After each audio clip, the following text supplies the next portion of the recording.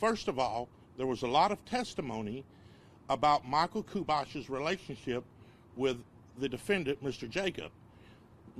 Officer Turpin was asked in open court whether or not Michael Kubosh was an attorney. Officer Turpin said yes, Michael Kubosh is not an attorney. He was also asked in open court if Michael Kubosh was still practicing as an attorney.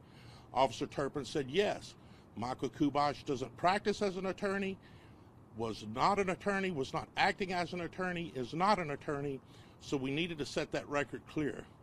Secondly, we're very upset as a family that Mike was exposed.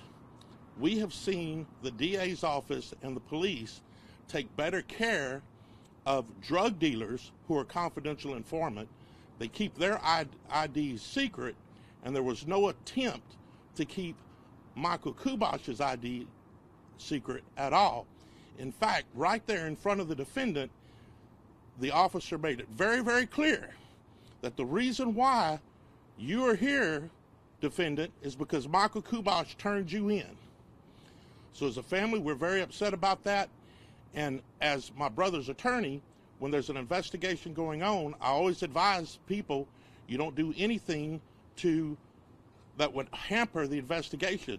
But since the inspector has already said everything that Mike told him, then there's nothing left to hide. So since the public wants to know, that's why this press conference is called, so Mike can answer questions, and I turn it over to him. I'm Michael Kubosh. I'm a council member first and also a Harris County bail bondsman.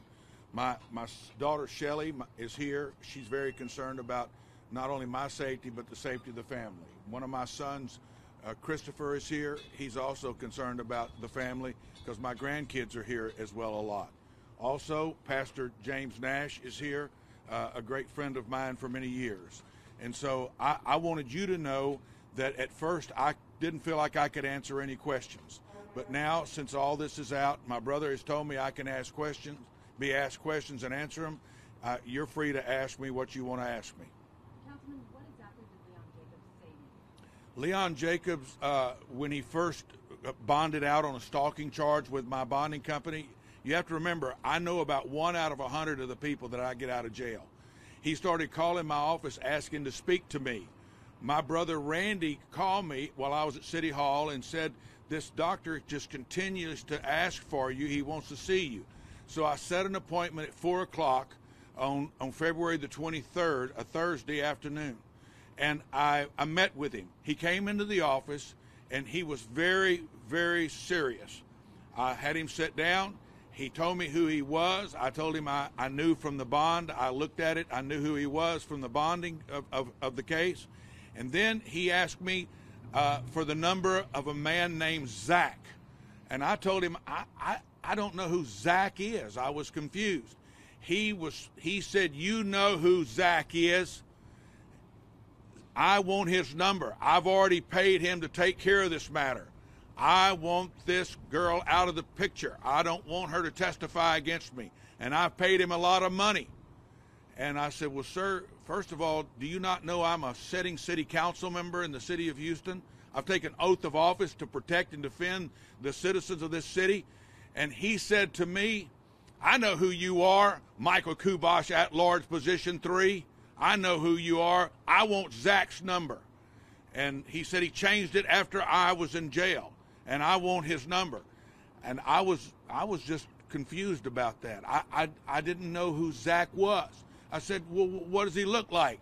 He said he's Middle Eastern. He's former military, and he served in the CIA. Well, I couldn't seem to match anything like that. It seemed like something just pulled out of anywhere. So that's how I began to get very concerned about, and so I said the name of the lady. I looked up the complaint while he was there, and I said, who are you wanting to get out of the picture? Are you talking about Megan Vericus? And he said, yes, I want her either taken back to Pittsburgh or I want her out of here. So I said, well, I don't know Zach. He said, you do know Zach. And I had another meeting to go to, and so it was hard to get out of the office, but I got out. And then at that point, who did you contact? Did you contact Zach? Is that I didn't know who Zach was. I was in the dark, but he finally, I said, he called me while I was on my way to a CIP meeting in Kingwood, and I said, sir, I don't know who you're talking, what number did he call you from? He gave me the number. I had it checked on my computer at the office, and it came back that I had talked to somebody on January the 6th of 2017 from that number. That alarmed me.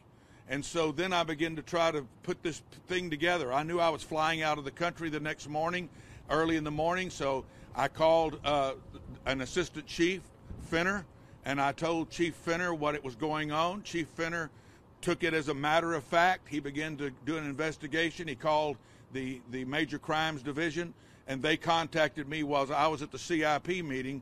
If any of you were there, I stepped out to take the call from the Special Crimes.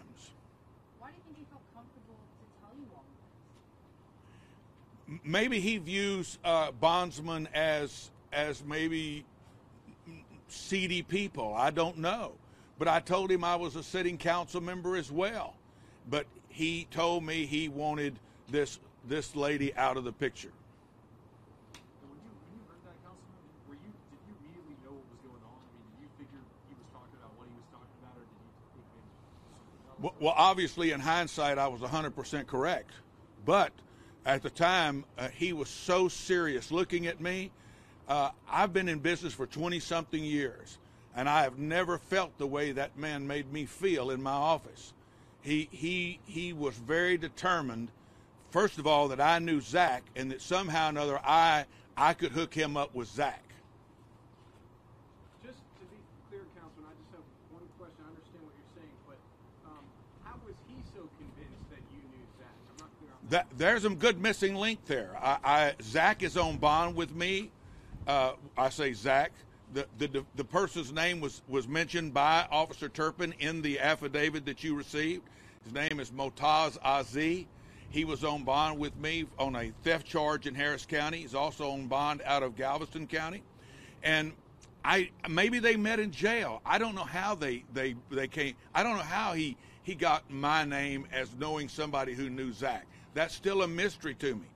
But because I was able to connect the phone number to Motaz Aziz, the police then put, from what I understand, I got a call the next morning while I was in the plane on the tarmac that Megan Viracos was put in protective custody, and so that I could enjoy my trip out of the country. I left. When I got back, they met with the crimes, the crime division met to call me, and they told me that they had made contact with, or they knew who it was, the Motaz Aziz, but they needed his phone number and his address. They didn't have it. Did I have it? Well, of course I had it, because I'm his bondsman. He has to come in and check in when he goes to court. He has to call in. It's one of the things a bondsman does, is keep up with the people that are on bonds with him. So certainly I gave the information to them, and they made contact with him. When you read the affidavit, you'll see how that he then said that he had been hired by Dr. Jacob to and the word kill is in the affidavit, the target, Megan Zirkos. Did you ever meet Valerie McDaniel at all? Did you ever have any kind of contact with her? She was the co-surety on Jacob's bond when I bonded him out on stalking. I never met her. After she got out of jail on the murder for hire case, she called me because she was the co-surety on the bond. She wanted to know if she could be removed from the bond, and I told her that I could approach the judge and surrender the bond, which would take her off the liability of the bond, and I have done that. How much time passed, sir, between this statement Mr. Jacob made to you and ultimately your taking that information to police? And was it a decision that you struggled with? Was it a decision?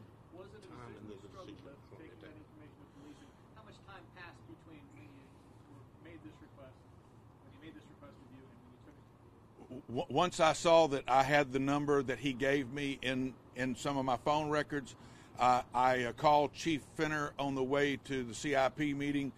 The meeting was at 4 o'clock with Jacob, Mr. Jacob, and I called Chief Finner somewhere on the way to Kingwood for a CIP meeting. It must have been about 5 o'clock, so about an hour passed. So you didn't struggle with that decision at all? You knew you had to call? I'm telling you, I'm 66 years old. I've been in business over 20 years. I knew this was serious by the way he talked to me and the way he acted. Councilmember, obviously you didn't expect your name to be out there. How did you find out about that? How did you get the news? I'm at district court a lot. I'm probably there 4 or 5 times a week. And while there, one of the reporters from the Houston Chronicle, he came in contact with me. He said, you know, do you have any statements you'd like to make in reference to the murder for hire case? And I said, I don't know what you're talking about. And then a reporter, a national reporter, I understand, from one of the networks was there. And she also approached me. And I said, I don't know what was said. How are y'all linking me to this? And they said my name was mentioned in court. Well, I didn't want to talk to anybody. I wanted to find out, first of all, what was said, because it kind of jolted me that my name was brought up in a murder for hire case. So I had to find out. So that's where I was, and that's how it made me feel. What was the length of your conversation, just so I'm clear on? I mean, was it a 20-minute conversation with Leon Jacob? Or was it 10, 5? He was here right at 4 o'clock. I tried to get out of here to go to the CIP meeting by 4:30, so we met for about 30 minutes, and he wasn't happy that I cut the meeting short to leave.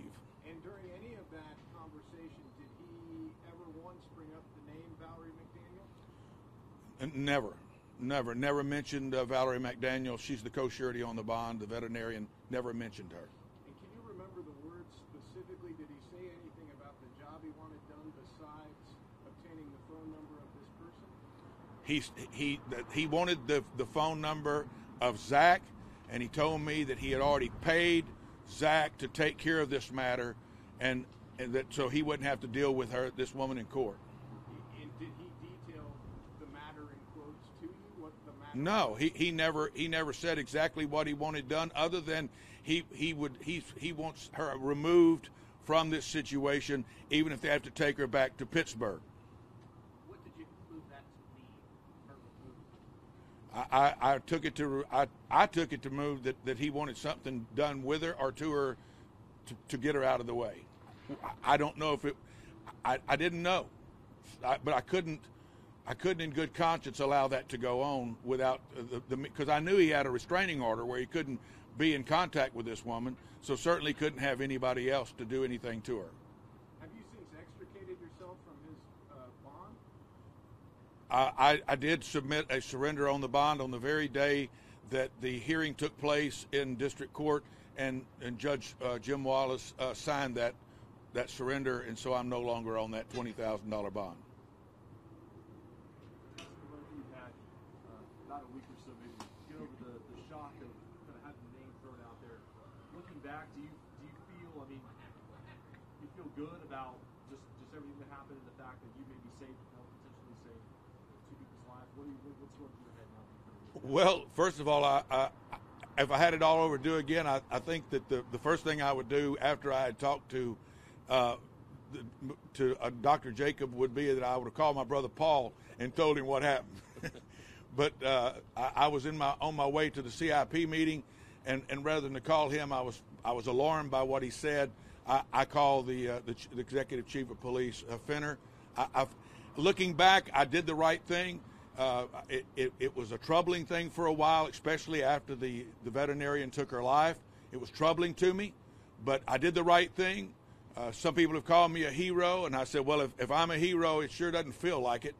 You know, with all this, it just, you know, when you save people's lives, I would thought that I would feel differently. But it's been a very stressful time, but I did the right thing. I've taken an oath of office to protect and defend the citizens of this city, and I feel good about having done that.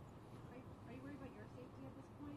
Well, you have to remember, that's a good question. You have to remember that the person who was initially hired by Dr. Jacob is still on bond with me, and he still comes to this office to have to check in.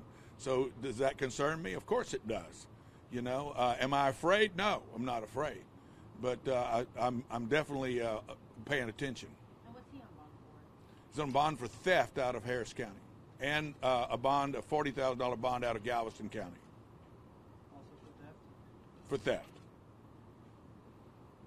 Can you detail in any way how police then got in touch with that original character? All of those statements are in the affidavit attached to the search warrant, of how they contacted him, how he had said that yes, he'd been hired by Dr. Jacob to kill this lady, and it was pretty startling to me when I actually read the search warrant, and it'll startle you too. Has there been any charges brought against him for this case? No. I don't know if there will be or not. But I do know, according to the records, he worked with them to introduce the undercover officer to them, and it's very detailed in the documents. Have you talked to him since this all happened? Talk to who? Mr. Zach, I would say. Have I talked to Zach? Zach called my office to check in. He also called and asked for me, and he called me on my cell phone. I did not take the call, and then he texted me, and I responded briefly. I don't remember, but it was very brief. Just that. Did he corroborate that he had been contacted by Dr. Jacob? I haven't talked to him about that at all. He and I have not had any discussion, nor will I have any with him. And the only text I had was basically that he's got to check in with us on a weekly basis, irregardless of this case. So are you his current or former bondsman? Current. And are you planning to change that, or I mean, it seems like there's a thought. I'll ask my attorney if I should stay on the bond or not after this meeting. I'm sure.